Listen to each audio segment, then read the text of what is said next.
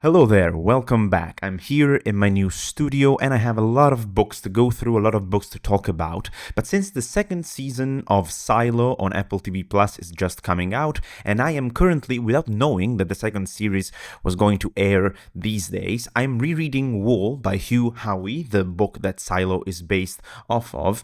And I have to say, this is not the first time I read this. In fact, I have a strange history with this book, kind of. This copy was kindly gifted to me by my boss, who also loves Hugh Howey, and I just want to talk about it, but I want to do it in a different way. I love Howey as a person. I mean, I hope he doesn't experience a fall from grace in the next few years like other authors you might have heard about have in the past few months. But this one, Howey is just the kind of author that I want to be. When I say that I want to be a sci-fi author in the future, Howey is the kind of person that I want to be. I want to be like a hybrid of Hugh Howey and Andy Weir, my currently practicing sci-fi authors, my favorite sci-fi authors. And Howey lives on a boat, or at least he did. If you haven't watched his interview with the Long Now Foundation, I will leave it in the description because you just have to watch it. But I got to knowing Hugh Howey from his interviews and not from his books, something that often happens, since I usually try to find people who talk about writing because I like thinking about writing and I like writing too. And then when I heard him saying that he put his books up in a talk at Google, he said that he was offended that no one was seeding his books, pirating his books with torrents or something like that, and he was the one who seeded it because he didn't want to have money from all the copies that were read. He just wanted people to remember the book, to read the book, to be able to access the book. And I have that exact frame of mind when I think about the stories I write. But I've already talked too much, right? But I know I wanted to give some introduction with how I think about Hugh Howey, because this also kind of explains what happened to me when I read Wool for the first time. I didn't have this copy back then. This was, I think, 7 or 8 years ago. I didn't have this copy. I read it in an ebook format, and I read the first novella first. I don't know if you know this. If you have read the book, then you know that the first couple chapters are what Hugh Howey intended as a novella at the beginning. And the novella was so good and so successful, he published it, I think, on Kindle Publishing, when Kindle Publishing was just starting out.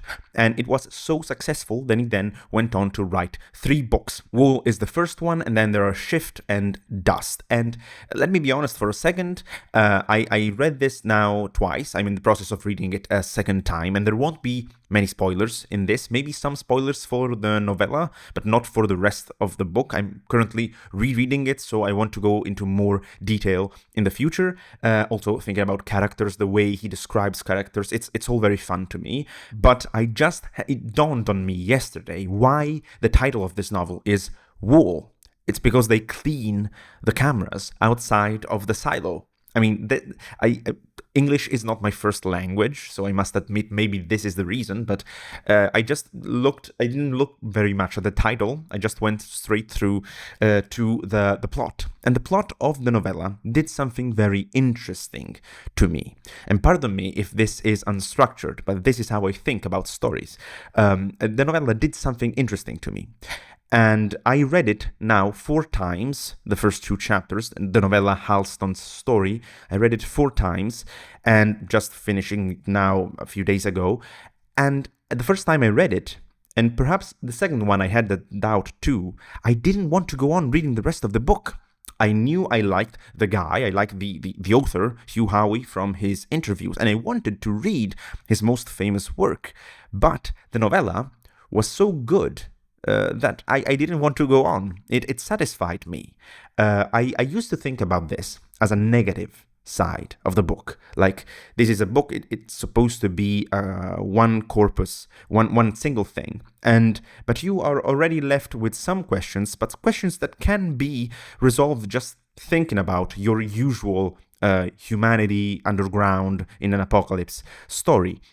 But in this case, these two chapters are not something that is a problem for the rest of the book. They are so good that the rest of the book pales in comparison. Again, I'm rereading it, so maybe I'll come up with a different judgment on it after, but I must say, I have thought about this novella, about Wall, the novella, many, many times in the 7-8 years since I read it first. And also, this is so good that the adaptation of the first 2 episodes didn't stray much from what I can remember. I watched it a couple years ago. It didn't stray much from the book, where the rest of it, I think, does stuff pretty differently. It changes the time frames and it goes back and forth. But in this case, the novella is the perfect first episode, the perfect pilot episode. It's also the perfect kind of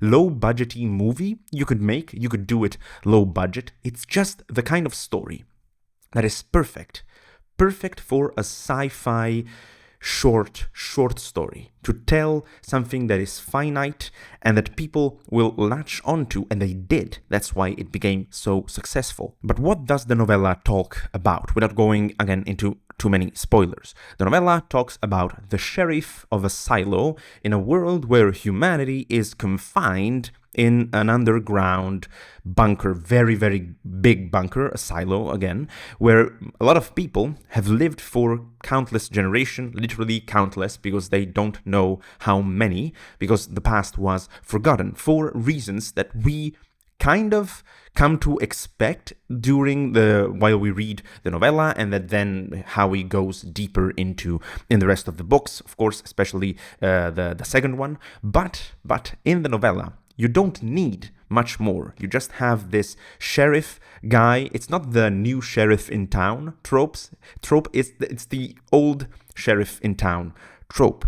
He is dealing with grief for reasons that we know about. We get to know in the novella, and he is coming to accept that his world might not be what he thinks it is. The world might not work as he thinks, as he always thought it works. And what Howey really does well in this novella is that kind of sci-fi trope where humanity doesn't really know how the world works. Something that, for example, it's also in the three-body problem and Matrix and something like that. But what he does here is he puts you into two different characters' shoes, the Halston, the sheriff, and his wife, and then he lets you decide for quite a bit of the novella what side you're on. What do you think about this world? Do you think that there was a good reason for some stuff that happened, for forgetting the past, for example? Or do you think that somebody is hiding something? And again, this is a sci-fi story, so you know in reading it that there must be some kind of secret. But maybe because I was younger and greener back then, it took me by surprise, sort of. And I think this is both a positive and a negative in reading this book and this novella. If, again, read the novella, then you will decide if you should go on with the book. But the novella, you should definitely read. This thing is so perfect, it so perfectly encapsulates what it means to write a post-apocalyptic tones, like something with post-apocalyptic tones with humans underground. And it was written, I think, in 2011, if I'm not wrong, or at least published in 2010 or 2011, something like that. And it's so good that in reading it in 2024, or in 2025, if you're watching it later, you can feel like we're rethreading some plots that we've already seen. But you have to keep in mind that it was books like this one, novellas like this one, that really literally made this subgenre in the past few years. This is one of the most successful, independently published sci-fi post-apocalypse books in the past years. Something that doesn't have to do with zombies or vampires or aliens. Of course, this is humans, post-apocalypse and humans, and it deals with the way we perceive our history and the way generations pass, and all of this is perfectly encapsulated, again, in the nutshell that is the novella. War the novella. It's so good that, like, I don't know, like Psycho or like Shining, those things that even if you haven't, or The Godfather, those things that even if you haven't watched them as movies, you know them. Or 2001: A Space Odyssey, for example, you've seen them quoted so many times that you feel like there's nothing new. But it actually is something new for the time it was written in. I know this is not the first book to deal with this, or the first comic to deal with this. This might be considered something like a Snowpiercer, but vertical instead of horizontal and moving.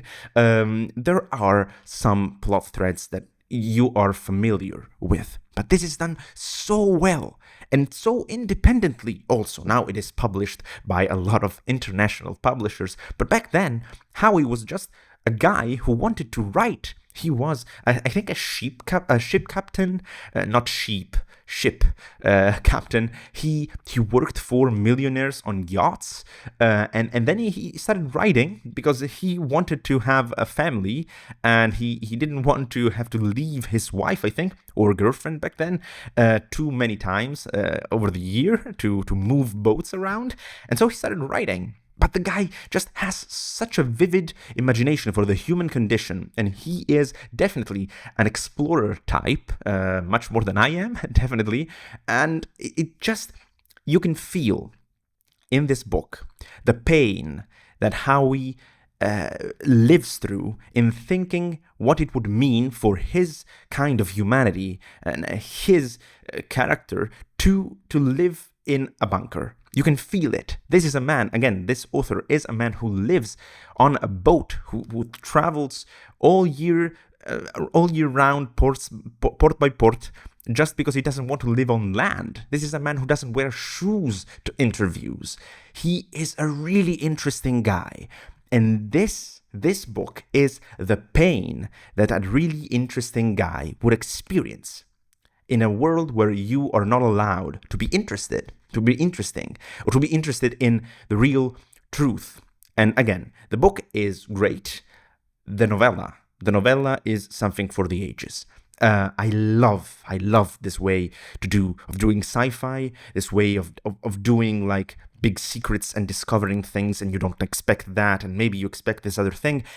And this does it so succinctly, in such a brief time span, that you're left wondering if you should go on.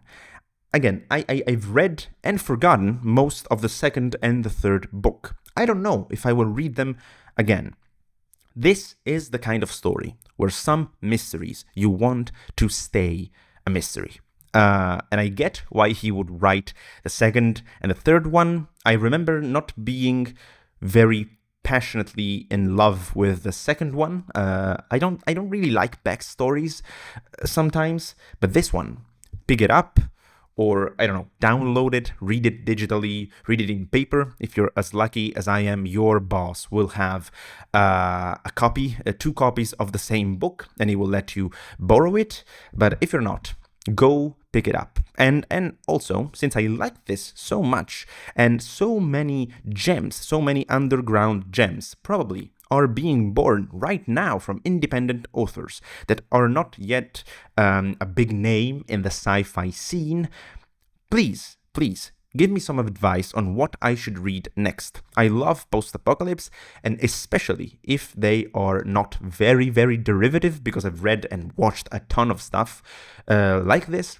Please give me some advice, some reading advice, and I will add them to my reading list. So what did you think about this book? What did you think about this novella? And has it ever happened to you what happened to me in this case? Like, you read the first part and it is a story unto itself, and maybe it's so good that you don't want to go on. It's enough. It's enough. It's something I ask myself as a wannabe sci-fi author.